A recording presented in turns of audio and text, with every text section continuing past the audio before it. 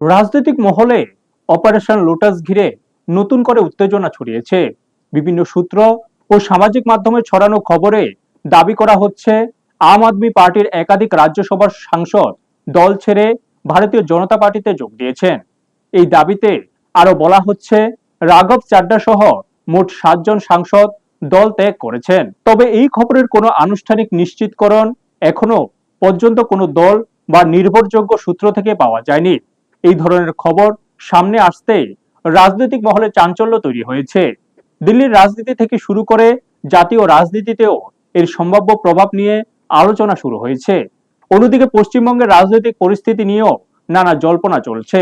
দ্বিতীয় দফা নির্বাচনের আগে বেশ কিছু তৃণমূল কংগ্রেসের নেতা বিজেপি দলে যোগ দেওয়ার চেষ্টা করছেন, এমন কথাও রাজনৈতিক মহলে শোনা যাচ্ছে। সব মিলিয়ে অপারেশন লোটাস ঘিরে এই ধরনের খবরকে কেন্দ্র করে রাজনৈতিক অঙ্গনে নতুন সমীকরণের আলোচনা শুরু হয়ে গেছে। ব্যুরো রিপোর্ট, নিউজ তৎকাল 24।